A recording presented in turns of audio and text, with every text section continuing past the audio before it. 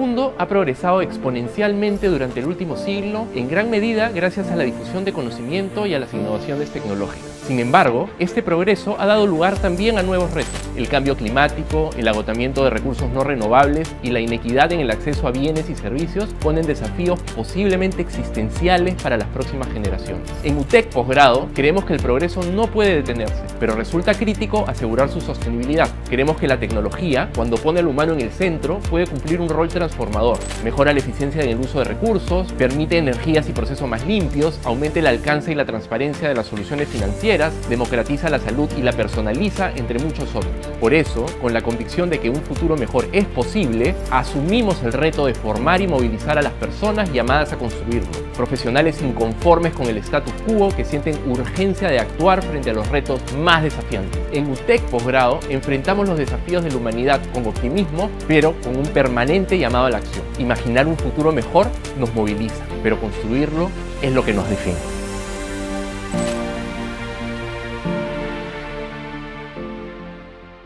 Perfecto, John, ya lo estamos viendo. Listo, muchas gracias.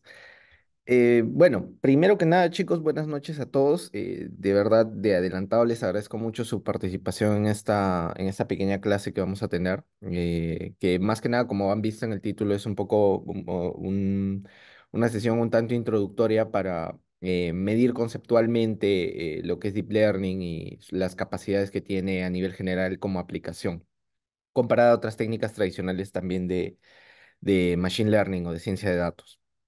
Eh, eh, Cualquier duda que tengan a lo largo de la sesión, igual es una sesión bastante corta, así que toca aprovecharla.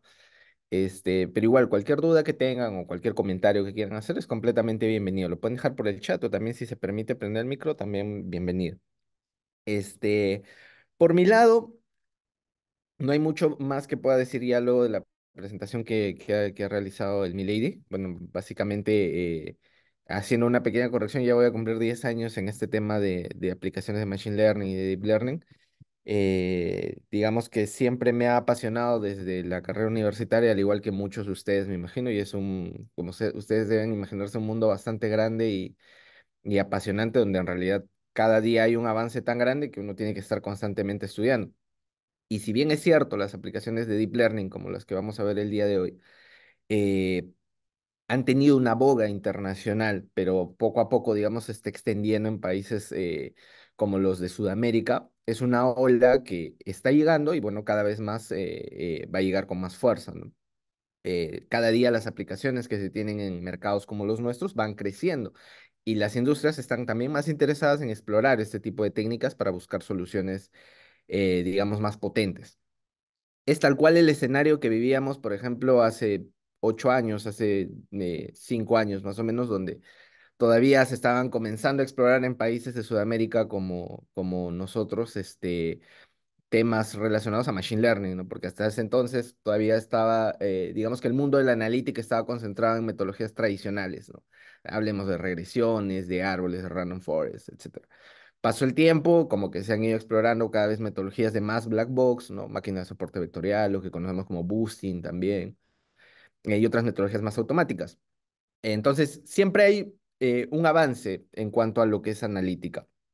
Entonces, las técnicas de Deep Learning ya están comenzando a abogar y digamos que eh, para que se puedan aplicar en mercados como el nuestro, para que se pueda, digamos, extender el campo de aplicación, toca que los profesionales que van a aplicarlo, es decir, nosotros, los que estamos reunidos el día de hoy, conozcamos del tema. Lo conozcamos desde la parte técnica, las bondades que tiene, cómo se aplica en un nivel de conocimiento profundo para que en base a eso ya estemos preparados cuando la necesidad esté latente. Y de hecho ya está latente, ¿no? Pero créame que va a ser incremental como son hoy en día otras aplicaciones que son súper populares en todo tipo de industria a nivel sudamericano, ¿no?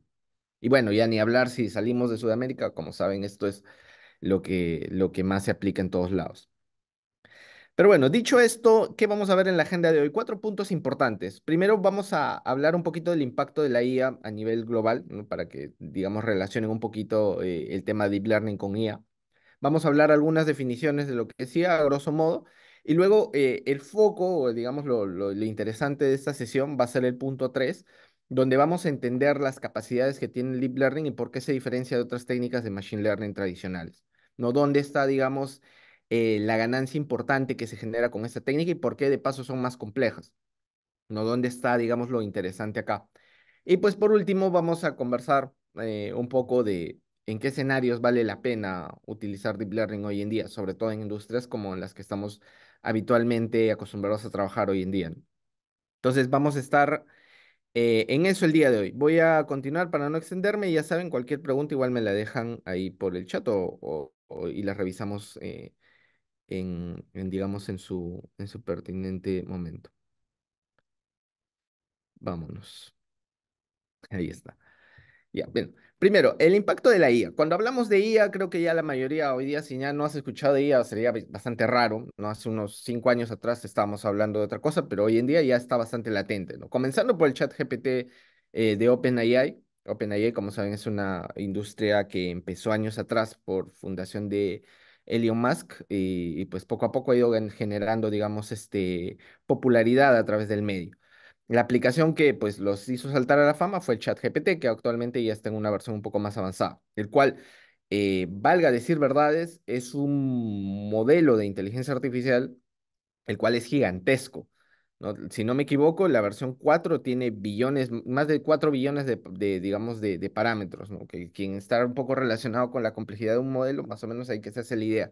Pero tengamos la conclusión de que es un modelo gigante, un modelo que muy difícilmente podríamos ejecutar, digamos, con las capacidades de computación que se suele manejar en la industria hoy en día, al menos hablando localmente, ¿no?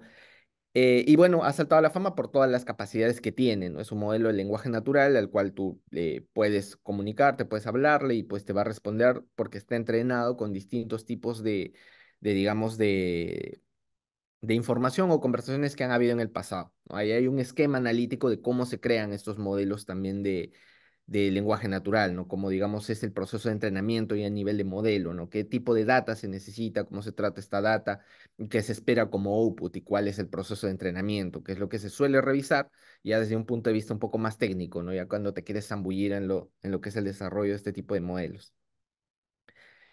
Eh, DALL-E 2 es otro gran ejemplo que, digamos, hay varias aplicaciones, como saben hoy en día, de lo que es respecto a imágenes, respecto a procesamiento con imágenes o procesamiento con video. Podríamos pronunciar más, como por ejemplo la de deepfake, que cambia rostros, o otros tipos de modelos generativos, pero digamos que DALL-E 2 es uno de los que ha dado más que hablar porque esta es una mezcla de modelo de lenguaje natural con un modelo generativo de imágenes, lo cual lo hace bastante resaltante y bastante interesante respecto a los demás. ¿Por qué? Porque este modelo ha sido entrenado de tal forma que tú le indicas o le das una indicación de tipo textual, por ejemplo, alumnos de UTEC en clases, y la inteligencia artificial, en base al entrenamiento que ha tenido, va a ser capaz de generar una imagen que refleje lo que es escrito, lo cual también es un avance súper, súper interesante y pues como les digo, ¿no? Les he dicho desde el inicio, años atrás, ni nos hubiéramos imaginado este tipo de aplicaciones desde el campo de inteligencia artificial.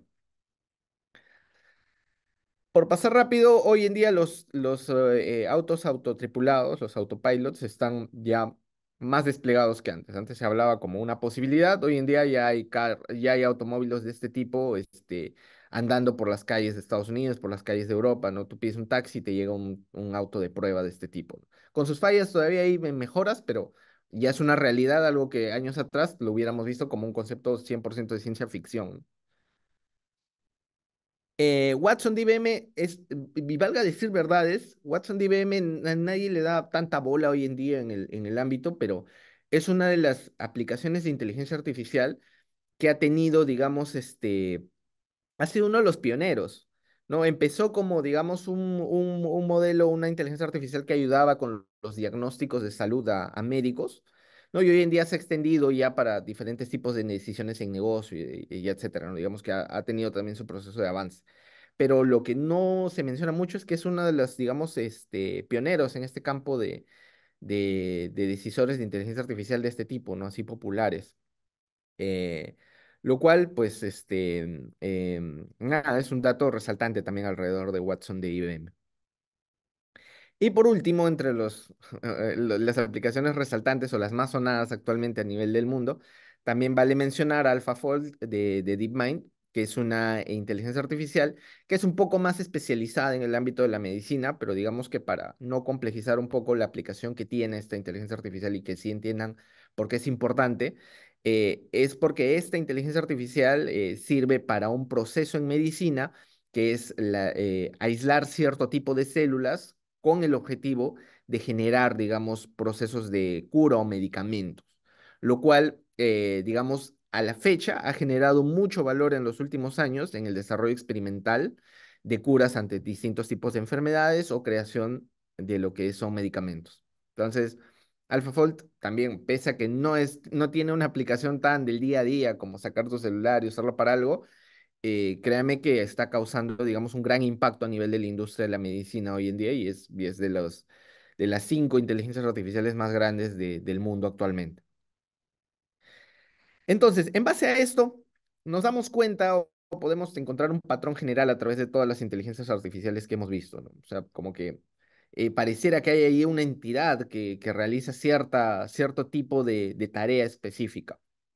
Pero ordenándonos un poco y yéndonos a los conceptos de definición de IA, lógicamente sin profundizar tanto ni hacer un poco compleja la situación, podríamos decir que una inteligencia artificial desde la bibliografía se va a definir como, digamos, un proceso o un desarrollo de máquinas o computadoras o programas que busquen imitar cómo se comportan las personas de forma inteligente. Ahora, acá la ciencia detrás de esta definición son dos palabras que son las que deberían ustedes resaltar sobre las demás, que son dos. Primero, imitar y segundo, podría ser tres palabras ya. Imitar y la otra, comportamientos inteligentes. ¿De acuerdo? Quédense con esas tres palabras. ¿Por qué? Porque en realidad la definición sencilla, básica de lo que es inteligencia artificial, se puede resumir como cómo hacen, o digamos la disciplina de la informática, que realiza que máquinas puedan realizar, puedan imitar cómo es que se comporta una persona bajo determinadas acciones, las cuales conocemos como comportamientos inteligentes. Ahora, desglosemos brevemente qué es lo que se considera un comportamiento inteligente. Por ejemplo, eh, cuando tú juegas ajedrez, es un comportamiento inteligente. Por ejemplo, porque estás realizando una actividad que realiza el ser humano, ¿no? Bajo, digamos, el uso digamos, de sus capacidades. Ahora, si vamos a la historia, en 1997, una de las primeras inteligencias artificiales, que es Deep Blue de IBM, eh, desarrolló una inteligencia artificial que lograba derrotar digamos, a su competidor en ajedrez en este juego, ¿no? Entonces acá ya veíamos un ejemplo de cómo una inteligencia artificial era capaz de demostrar un comportamiento inteligente. ¿Por qué? Porque el ajedrez es un campo donde una persona en sus capacidades puede demostrar su capacidad pensante, ¿no? Puede encontrar soluciones a determinadas tareas específicas. Entonces está demostrando una capacidad de inteligencia. Años después, en 2016, tuvieron que pasar aproximadamente 20 años para que una inteligencia artificial logre derrotar al campeón mundial, en este caso, de un juego también de mesa, pero en este caso era el juego de Go, ¿no? Esta inteligencia artificial se llamaba AlphaGo y fue desarrollada por Google. Acá nuevamente se repite el patrón. Inteligencia artificial, máquina programada, logra derrotar a una persona en una actividad específica, en un comportamiento inteligente, en una actividad que, digamos, una persona desarrolla y demuestra su inteligencia y su capacidad para resolver problemas específicos. Entonces, acá el patrón es el mismo. Ahora, por ahí alguno se puede preguntar, profe, pero ¿por qué tuvieron que pasar, miren, 20 años para llegar a esto? Mientras que en el último año he visto un avance tecnológico, pero abismal.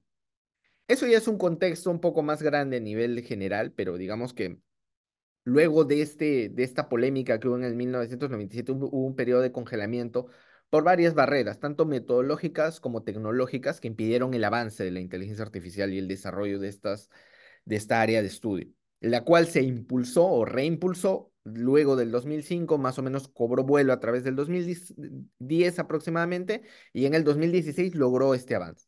¿Y por qué es tan importante y cuál es la diferencia resaltante entre uno y el otro?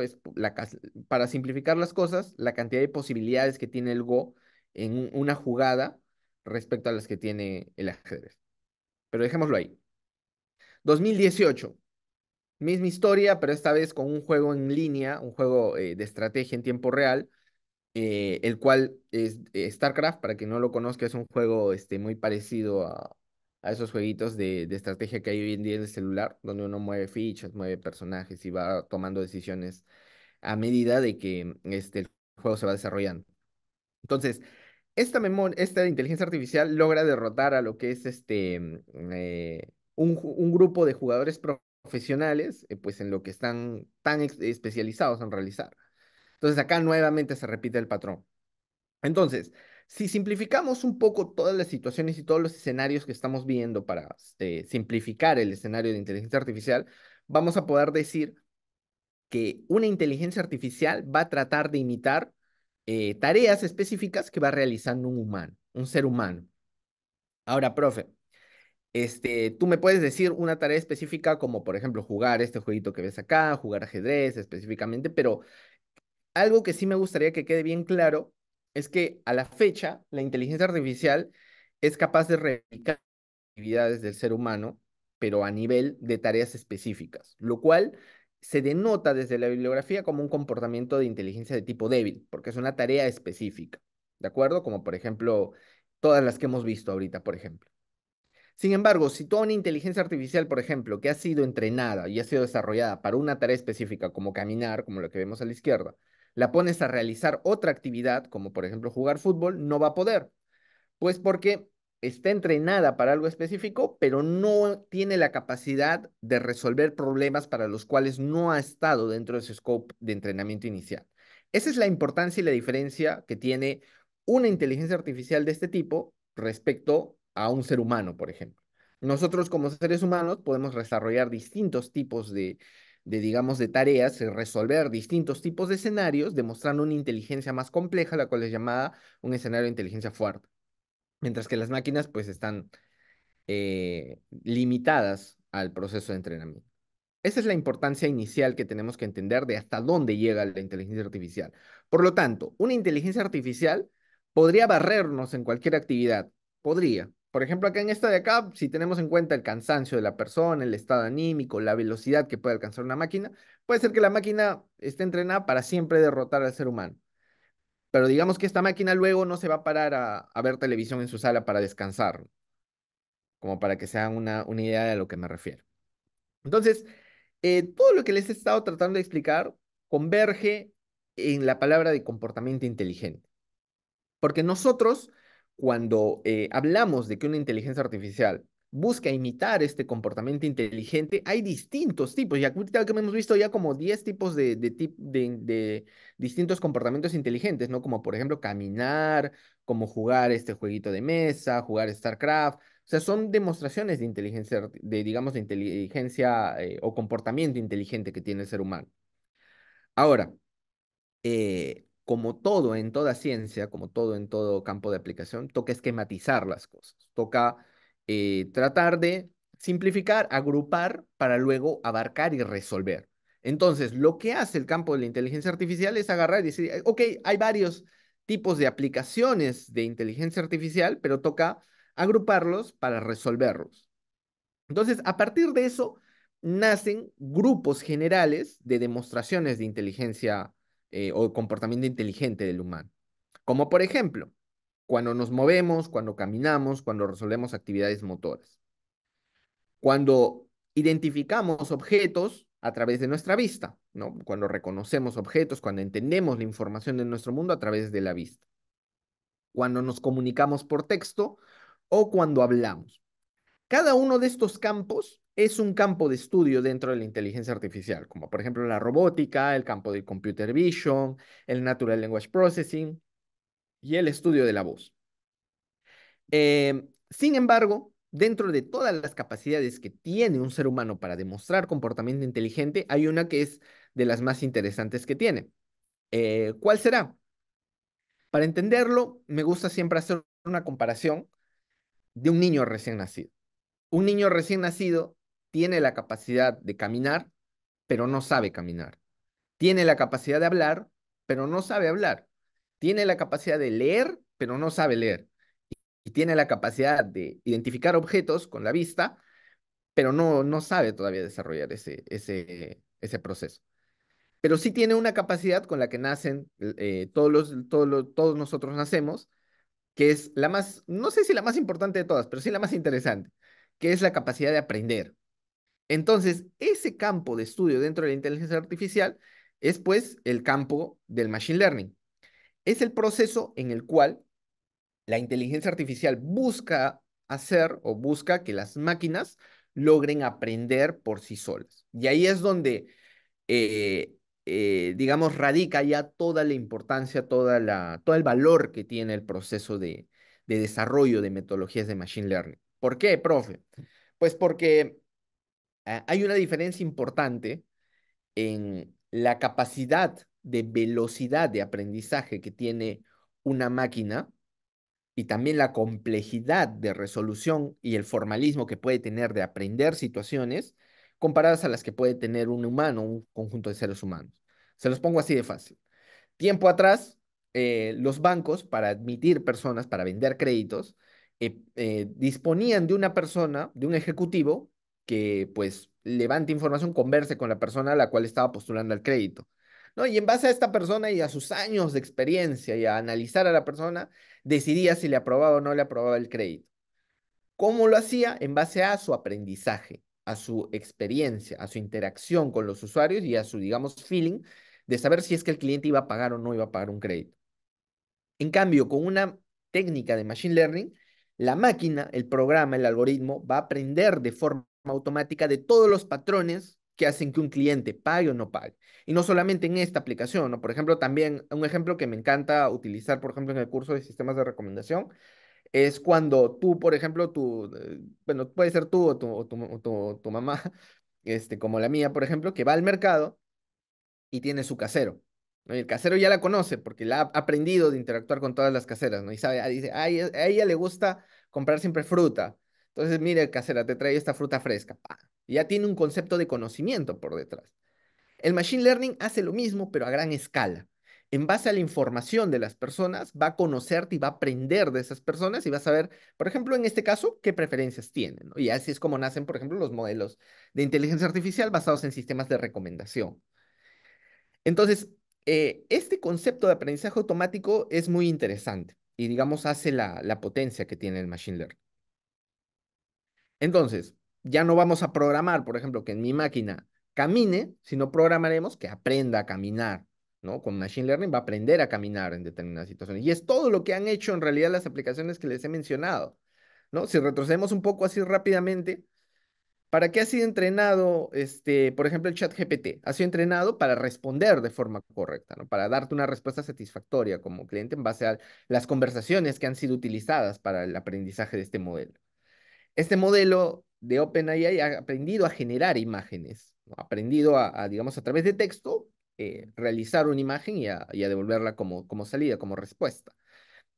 Tesla ha aprendido a que sus autos se muevan por la ciudad sin chocar, o sea, se muevan de forma satisfactoria. Watson ha aprendido a diagnosticar, por ejemplo. Y así, con cada uno. Cada uno de los modelos vas a encontrar que ha tenido un proceso de aprendizaje automático, lo cual es el fin del machine learning. Ahora, profe, bacán, todo has hablado de Machine Learning y todo, pero ¿dónde entra a tallar Deep Learning? Probablemente muchos lo sepan y si no, pues les comento que en realidad Deep Learning es solamente una parte dentro del Machine Learning, que es el estudio específico de redes neuronales de alta capacidad, muy profundas para el desarrollo y el logro del Machine Learning. Entonces, ordenándonos un poco, inteligencia artificial es un concepto más general, ¿no? En el cual máquinas imitan a seres humanos. El machine learning es el proceso en el cual estas máquinas imitan cómo una persona aprende, cómo las personas aprenden y busca aprender de forma automática. Y el deep learning, pues, es el uso de técnicas de redes neuronales para que estas máquinas aprendan del comportamiento inteligente. ¿De acuerdo? Entonces, de esa forma ya hemos ordenado y esquematizado de forma perfecta y limpia todos los procesos que tenemos. Ahora, ¿por qué redes neuronales? ¿Por qué deep learning? O sea, ¿por qué no se abrió del machine learning toda una rama que tenga un nombre específico para técnicas de boosting, por ejemplo, para árboles de decisión o para regresiones, por ejemplo, regresiones lineales, que sí hay, ¿no? Pero no son tan populares como el deep learning. ¿Por qué? Pues porque el deep learning tiene un nivel de complejidad de aprendizaje que vamos a explorar en la sesión de hoy, en los minutos que nos quedan, que lo hace destacar por encima de todas las técnicas tradicionales de machine learning. Y además su capacidad de estructurar arquitecturas a través de su unidad, que son las neuronas, es lo que lo hace también una herramienta con un potencial altamente escalable. De hecho, cada una de estas técnicas busca solucionar alguno de los temas de los cuales hemos hablado, como por ejemplo, los problemas de imágenes se suelen resolver con redes convolucionales, que son redes específicas para poder aprender de una imagen con la estructura que viene o con videos, ¿no? Que vienen en esa estructura por lo general de paneles. Entonces, este tipo de red tiene esa arquitectura específica para recibir la información en paneles, procesarla en paneles y ahí luego dar el resultado.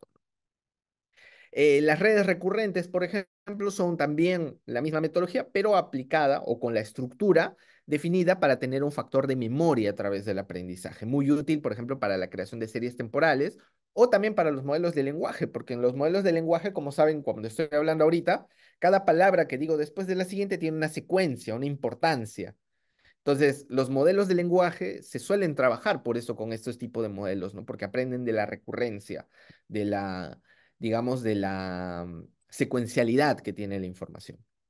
Y pues los autoencoders también es una aplicación muy grande utilizada para, por lo general, resolver problemas de aprendizaje no supervisado o también lo que son modelos generativos en el campo de el deep learning, entre otras aplicaciones, ¿no? Hoy en día también han habido más arquitecturas que se han ido desarrollando, ¿no? Como por ejemplo lo que son últimamente las redes adversarias, que son la superposición de dos redes con objetivos distintos, pero que finalmente una optimiza a la otra, o transformers, que también se ha dado que hablar bastante, sobre todo en los últimos 2 años.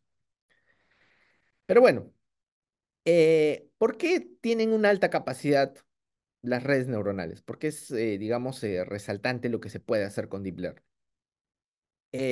Para eso voy a irme a la unidad de todo lo que es redes neuronales, que es la neurona.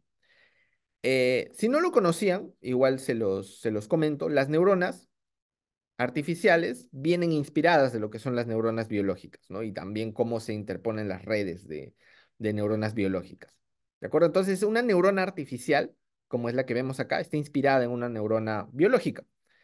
Y al igual que una neurona biológica recibe información de forma biológica, la procesa en su núcleo y luego devuelve una información que puede ser para la siguiente neurona ya como salida, es esta misma estructura que se ha copiado o ha servido de inspiración para lo que es la red, una neurona artificial. Lo que sí es importante es saber que una neurona es la unidad o lo más importante dentro de todo Deep Learning. Para que tú domines Deep Learning tienes que saberte de ida y vuelta cómo funciona una neurona y cuál es su principal, digamos, bueno, funcionamiento, pros y contras y consideraciones a tener en cuenta. Em, Sin extenderme mucho, llevar esto al campo de datos y al campo más aterrizado, más técnico, implica que haya información que entra a este proceso que vamos a llamar neurona, el cual realiza una serie de operaciones y pues devuelve una salida. En realidad lo que ocurre dentro de una neurona es mucho más fácil de lo que se puede imaginar uno, ¿no? Yo cuando estaba, por ejemplo, en la universidad decía, pucha, ¿qué pasará dentro de la neurona? Y me ha rayado.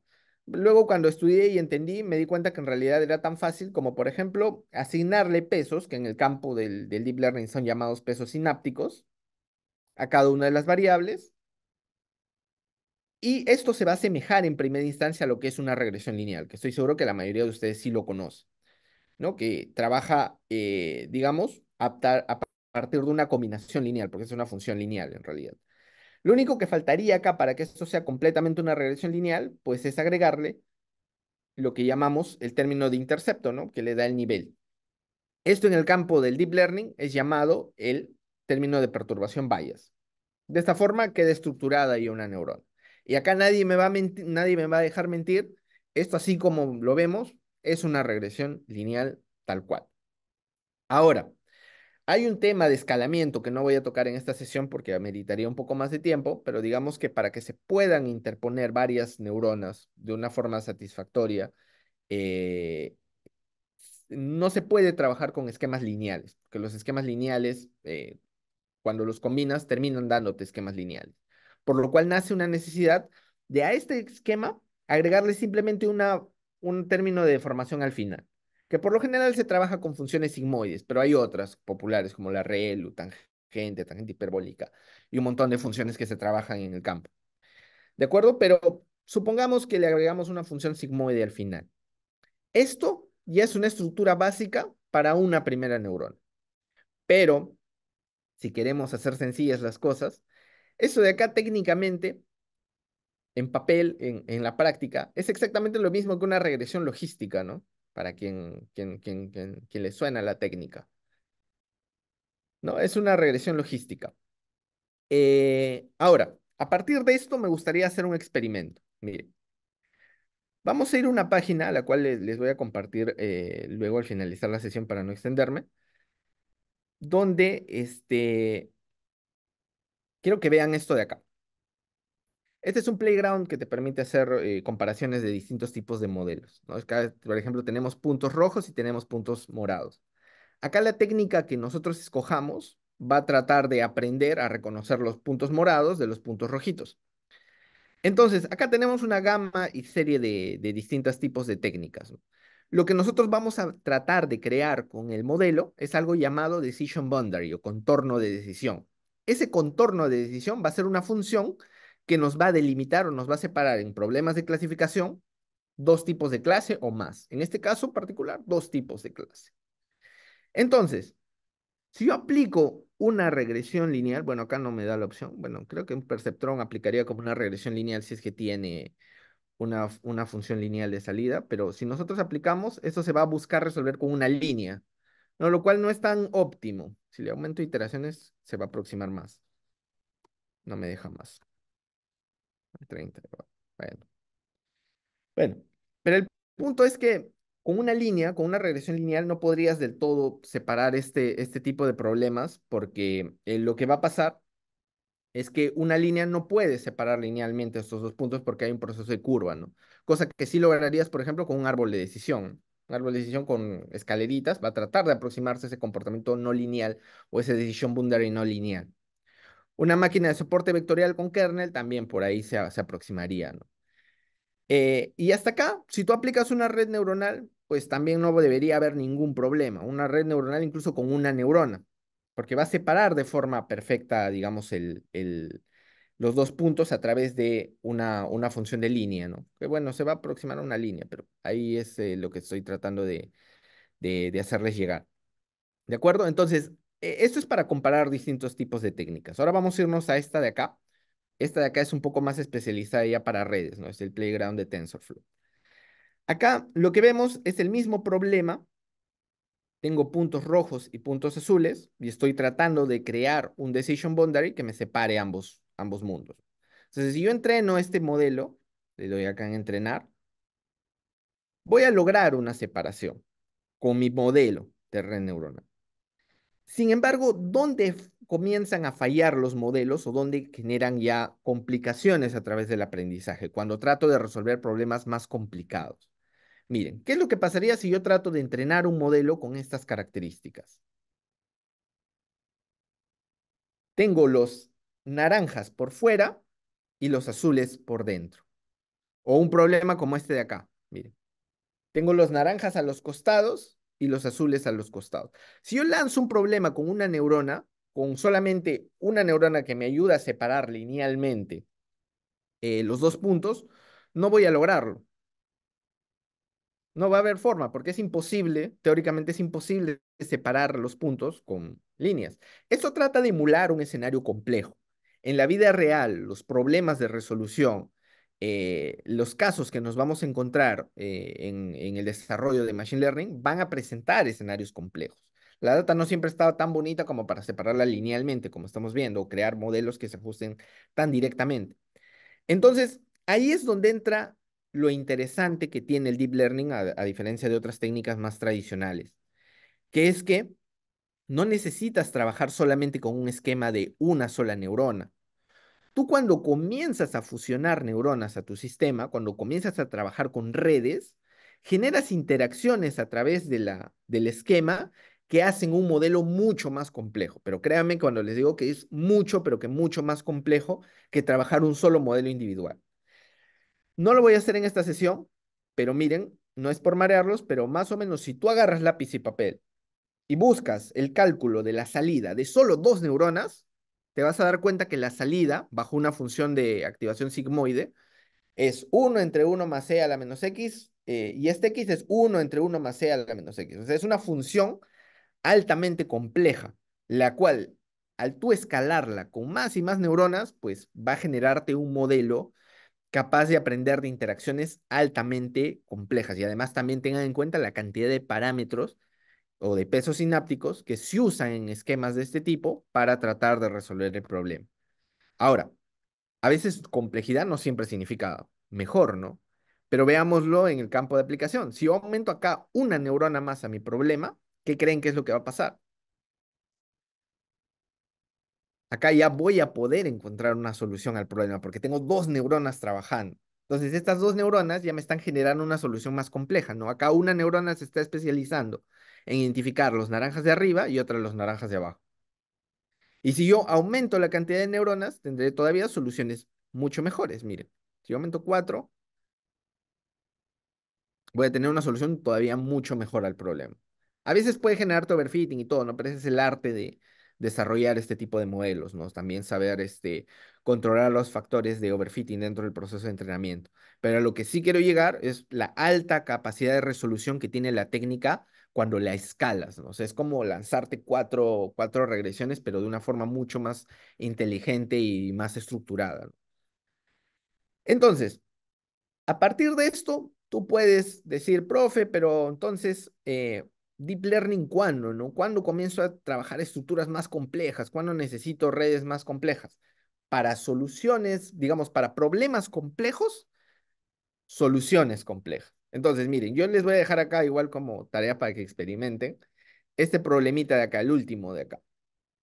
Esto de acá, si tú podías entender que dos, o digamos una separación lineal, las separadas con una neurona, esto de acá, hasta con dos neuronas podías separarlo. Y esto de acá, como que con tres ya más o menos podías hacer algo. Acá ya es difícil decir cuántas neuronas necesitas. Lo mismo aplica en la realidad. Tú no vas a poder ver algo tan sencillo como esto, ¿no? Si no, la vida sería fácil.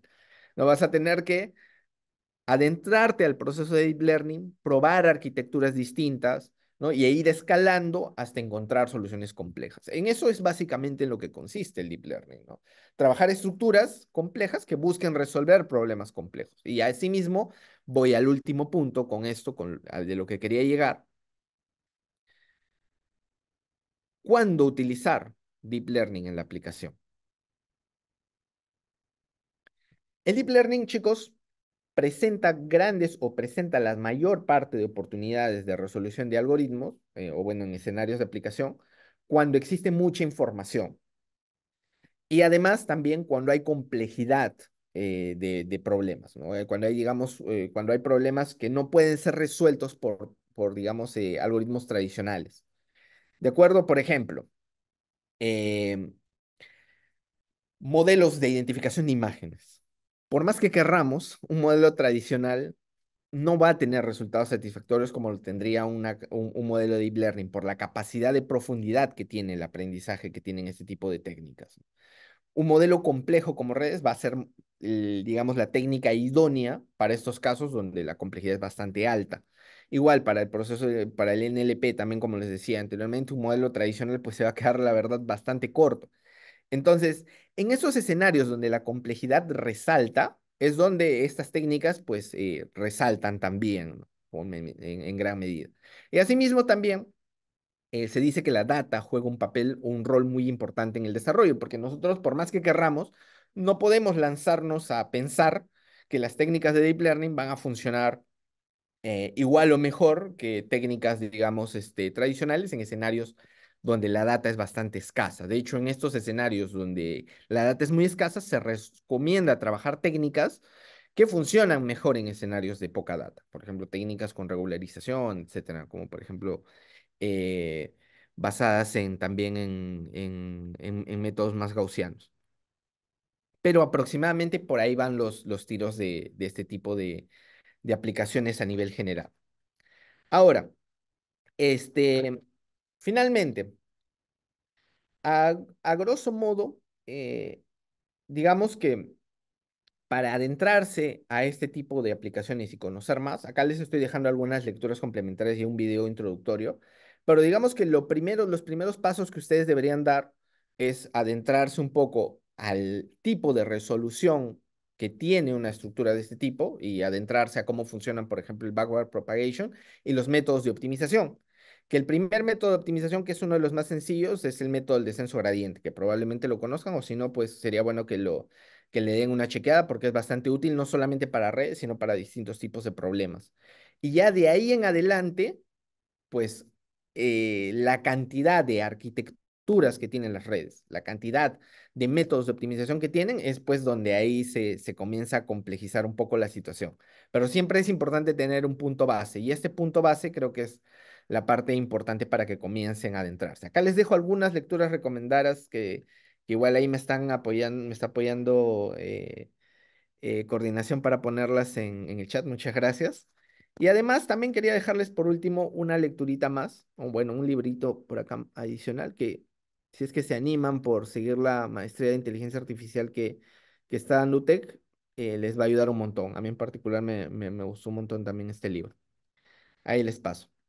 Y bueno, está de más decirles que el lenguaje de programación más aplicado para Deep Learning a la fecha sigue siendo Python y el uso de TensorFlow, PyTorch o Keras, ¿no? Eso sería a grosso modo. Espero que, digamos, les haya parecido interesante los temas que hemos tocado. Igual estoy abierto por si tuvieran alguna pregunta a nivel general del seminario que acabamos de tener o también de cara a la maestría que está brindando UTEC para profundizar en lo que es Deep Learning. Sí, correcto, John. Vamos a dejar en las rondas de preguntas y respuestas para el final. Ok.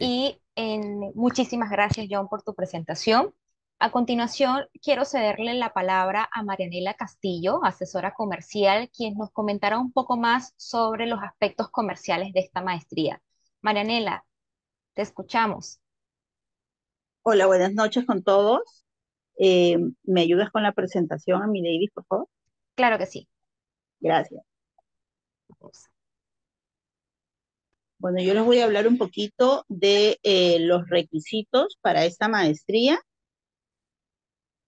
Puedes avanzar. A ver, Les déjame voy ver contando, acá. ¿sí? Ok, bueno, les voy a contando un poquito a quienes buscamos. Pues buscamos a licenciados o bachilleres en ciencias de la computación, en ingenierías, en estadística, que tengan o todas las carreras de ingeniería, eh, que posean aptitudes para el análisis y el reconocimiento de patrones, que tengan conocimientos intermedios de matemática, específicamente en lo que es cálculo, derivadas e integrales, que muestren aptitudes de aprendizaje continuo, también que adopten el compromiso de convertir el aprendizaje adquirido en proyectos tecnológicos tangibles y adoptar una mentalidad abierta e innovadora. Eh, ¿Qué aprenderán? Pues lograrán, lograrás la aplicación de los conocimientos teóricos y prácticos de la computación en situaciones reales con el objetivo de mejorar las funcionalidades de la empresa. Serás también especialista en la automatización de soluciones a problemas de contexto local, nacional e internacional a través de la implementación del software aplicado y podrán promover la incorporación de la tecnología en los distintos campos socioeconómicos mediante el uso de la inteligencia artificial y la ciencia de datos. Los requisitos para esta maestría, pues, es la copia simple de su DNI o carnet de extranjería o pasaporte, la copia simple de su grado académico de bachiller, también el certificado del idioma inglés a nivel intermedio, su currículum simple no documentado. Deberán presentar dos cartas de referencias académicas o laborales en las cuales contengan los datos de la persona que los refiere. Esta carta debe tener también el correo electrónico de la persona, el número de celular, la empresa en la que labora y el cargo, y debe estar firmada. Puede ser firma digital sin ningún problema. Deberán presentar ustedes un ensayo de intención en el cual nos describan su motivación por llevar esta maestría. Este ensayo de intención debe ser máximo en 2 hojas y hacer el pago del derecho de postulación. Eh, la maestría tiene un monto regular de 68.000 soles, pero a las personas, a ustedes que han participado de esta sesión, tienen un beneficio especial que se los comunicaré mañana que los estaré contactando a cada uno directamente. El inicio de la maestría es el 5 de abril. La modalidad es semipresencial, la frecuencia son los días martes de 7 a 10 de la noche y los días sábados de 8 a 2:30 de la tarde. Comentarles también que tenemos un beneficio especial denominado Women in Tech. Eso, como dice el nombre, es específicamente para damas.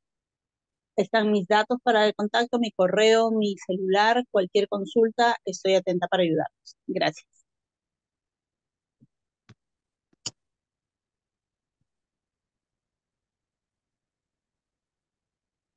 Perfecto, Marianela, muchísimas gracias por tu presentación.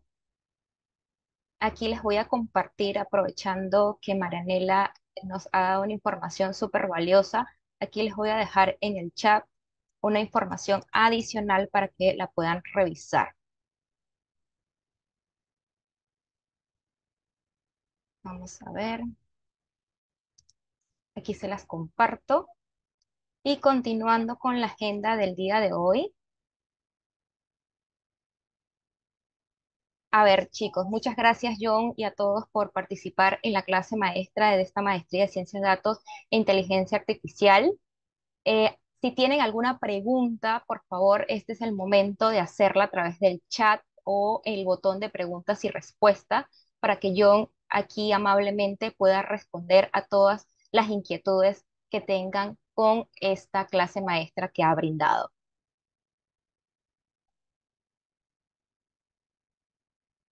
Gracias, Jorge, por tu participación. A ver, ¿tenemos alguna pregunta?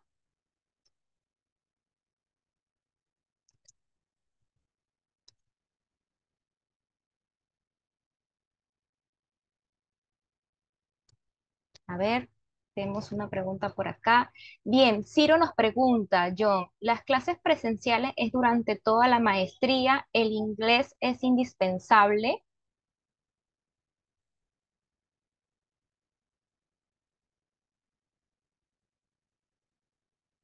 Disculpe, la pregunta es para mí, pero en ese Sí, caso creo que coordinación. sí, las clases son presenciales, no, son semipresenciales. Hay clases virtuales como hay clases presenciales. Igual les acabo de compartir el temario que seguramente allí van a poder ver cuáles son virtuales y cuáles son presenciales. El inglés, Emily, John, es indispensable. ¿me permites? Sí, Hola, claro. ¿cómo están? Sí, a ver, nosotros necesitamos bueno, las personas necesitan tener inglés intermedio para participar, para postular a la maestría. ¿Por qué? Nosotros tenemos una alianza educativa con el MISTI del MIT y quiere decir que que los instructores del MIT van a venir a la UTEC durante 3 semanas a brindar clases. Esas clases se van a dictar totalmente en inglés, no va a haber traducción simultánea. Okay. Y las clases presenciales se darán una vez al mes en día sábado. No sé. Perfecto, Ujú. perfecto, Marianela. Muchísimas gracias por la apreciación. Percy nos pregunta, ¿existe un máximo teórico de neuronas a implementar? Gracias. Esa pregunta sí es para mí. Aquí por el chat les voy a compartir un paper que es un modelo ya antiguo, que es el modelo de Inception versión 3. Lo que pasa es que hubo una época en la que estaba de moda también compartir por estas entidades que desarrollan modelos de inteligencia artificial los modelos. Y este modelo de Inception 3, que es un modelo que ustedes podrían descargar, podrían utilizar para distintas pruebas, que es un modelo de reconocimiento de imágenes, lo que hace es que tiene una arquitectura de modelos perdón, de neuronas tan grande, que ahí pueden chequear la arquitectura que tiene. Tienen como, si no, no miento, más de 100 capas convolucionales alrededor. Entonces, no hay un límite en sí. Lo que sí nos limita al proceso de creación de redes es nuestra capacidad de procesamiento. O sea, estamos limitados a la capacidad de procesamiento que tenemos. Lógicamente, quienes tienen más capacidad de procesamiento son quienes se han lanzado con modelos tan grandes, ¿no? Por ejemplo, OpenAI para crear ChatGPT, por ejemplo, ¿no? Esa es la limitante en cuanto a tamaño. Gracias, John, por la respuesta. También tenemos otra pregunta. Buenas noches. Respecto a la maestría, actualmente me matriculé en el programa de especialización de Machine Learning para toma de decisiones en UTEC. Mi pregunta es si alguno de estos cursos del programa se convalidan con la maestría o es muy aparte.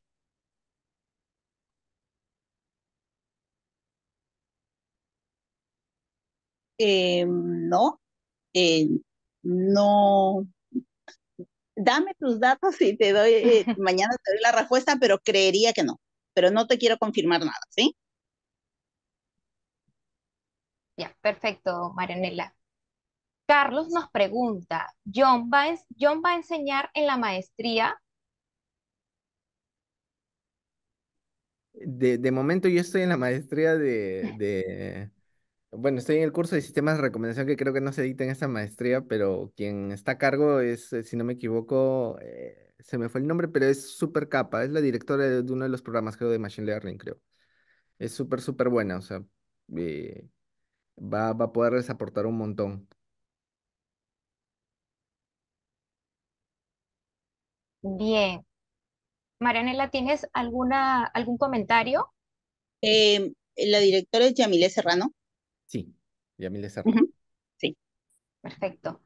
Tiene un Anthony súper nos, CV, dicho sea de paso, Yamile. excelente.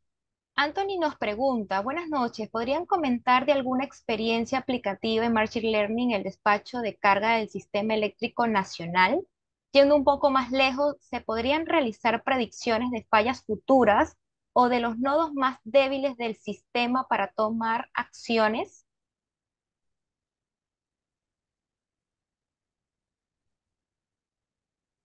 Claro que sí. A ver, como tal, como ustedes saben, el campo de aplicación de Machine Learning y Deep Learning es bastante amplio. Eh, yo a lo largo de, digamos, de mi carrera he tenido aplicaciones y roces con con algunos tipos de industria, no con todos, lógicamente es imposible que alguien vea todos los rubros, pero lo más cercano, digamos, que he tenido de ejemplos de aplicación a lo que mencionas es en el campo de la minería, ¿no? Donde se trabajan muchos modelos de fallas, en este caso para maquinarias, porque como la falla de una maquinaria en minería, como se debe imaginar, es recontra costoso, hay modelos preventivos de esta falla, ¿no? Entonces, estos modelos, lo que buscan es a través de la información digamos, de sensores que se recogen de las máquinas, tratar de, predecir esta falla, ¿no? Que es, quizás es lo que más se aproxima al ejemplo que mencionas, Anthony. Ujú. Gracias, John, por la apreciación. Aquí tenemos otra consulta de Aldo. Para este año, ¿a dónde están yendo las profesiones con el uso de la inteligencia artificial y el deep learning? Por otro lado, ¿los profesionales de Data Science estarán desapareciendo porque la inteligencia artificial puede hacer el trabajo?